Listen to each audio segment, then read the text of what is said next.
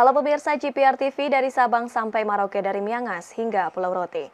Bertemu lagi bersama saya Bilqis Sabila dalam program Juru Bicara. Pemirsa, sidang paripurna DPR Republik Indonesia pada 18 Agustus 2022 secara resmi menyetujui rancangan Undang-Undang IKN menjadi Undang-Undang Nomor 3 Tahun 2022. Undang-Undang Nomor 3 Tahun 2022 menjelaskan nama ibu kota negara yaitu Nusantara. Dengan disahkannya undang-undang tersebut, maka rencana pemindahan ibu kota ke Penajam Pasir Utara, Kalimantan Selatan akan menjadi kenyataan. Melihat gerak cepat pengesahan Undang-Undang Ibu Kota Negara, lantas apa alasan pemerintah memindahkan ibu kota negara? Kita akan membahasnya hari ini bersama dengan Dirjen IKP Kemenkominfo Republik Indonesia, Bapak Usman Kansong. Assalamualaikum, selamat malam Pak Dirjen. Waalaikumsalam, selamat malam Bilqis. Selamat malam Pak Dirjen. Pak Dirjen, mengenai pemindahan ibu kota Nusantara menjadi ibu kota negara Nusantara, sebenarnya apa alasan pemerintah melakukan pemindahan ibu kota negara? Iya, sebetulnya gagasan pemindahan ibu kota negara ini sudah berlangsung sejak lama. Bahkan kalau kita lihat sejarah, sepertinya sejak zaman Presiden Soekarno ya, mulai muncul gagasan pemindahan ibu kota. Nah, kemudian baru bisa diwujudkan di masa pemerintahan Presiden Jokowi periode kedua. Nah, karena itu saya kira bisa dipahami mengapa kemudian kita harus mengambil langkah cepat, ya, gerak cepat. Ada sejumlah argumen mengapa ibu kota negara harus dipindahkan.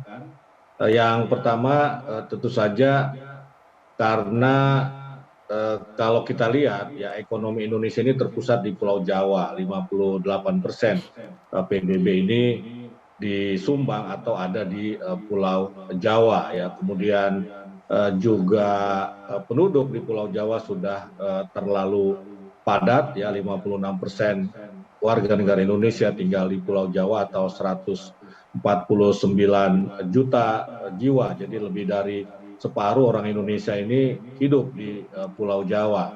Nah, secara ekonomi PDB yang terpusat di Pulau Jawa tentu tidak baik karena terjadi pemusatan atau sentralisasi ekonomi, ya, tidak terjadi distribusi ekonomi secara merata. Artinya ada kesenjangan antara ekonomi Pulau Jawa dengan ekonomi di daerah-daerah lain.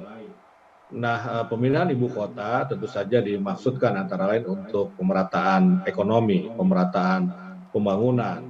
Kemudian dari sisi demografi, kalau dibiarkan ya ibu kota negara berada di Pulau Jawa, maka beban Pulau Jawa dalam katakanlah menghidupi warga negaranya ini semakin berat. Ya, jumlah tanahnya kan tidak bertambah begitu, tetapi jumlah orang yang memerlukan lahan ya untuk perumahan, untuk pertanian dan lain-lain semakin besar. Nah, karena itu perlu dipindahkanlah ibu kota negara kita ya, supaya beban Pulau Jawa juga tidak terlalu berat. Belum lagi dari sisi aspek lingkungan ya, dengan terlalu banyaknya penduduk di Pulau Jawa maka akan membawa dampak lingkungan yang tidak baik bagi Pulau Jawa. Dan semua itu sebetulnya argumennya adalah bagaimana Indonesia kemudian membentuk satu peradaban baru ya, karena saya percaya bahwa pembangunan infrastruktur ini akan membentuk peradaban baru, dia akan membentuk kultur, dia akan membentuk kebiasaan-kebiasaan baru. Sebagai contoh misalnya nanti di ibu kota Nusantara ini akan dibangun secara smart ya, jadi smart city begitu, kota cerdas yang memperhatikan aspek lingkungan, dari satu tempat ke tempat lain hanya boleh menggunakan mobil listrik ataupun sepeda atau berjalan kaki, dan jaraknya tidak terlalu jauh dari satu tempat ke tempat lain. Nah, ini akan memunculkan sebagai contoh adalah budaya bersepeda, misalnya budaya berjalan kaki, dan budaya tentu saja menggunakan energi baru dan terbarukan begitu. Dan dengan dipindahkannya ibu kota ya, maka investasi ini juga akan bergeser ya, dari tadinya yang terpusat di Pulau Jawa menjadi di Pulau Kalimantan ya, katakanlah seperti itu begitu.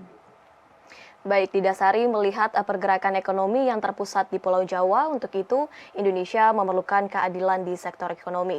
Dan untuk itu pula perlu kesetaraan pembangunan, perlu pemerataan pembangunan untuk membentuk suatu peradaban baru. Lantas seperti apa konsep pembangunan IKN yang akan diusung oleh pemerintah? Kita akan membahasnya usai jeda. Juru bicara akan segera kembali.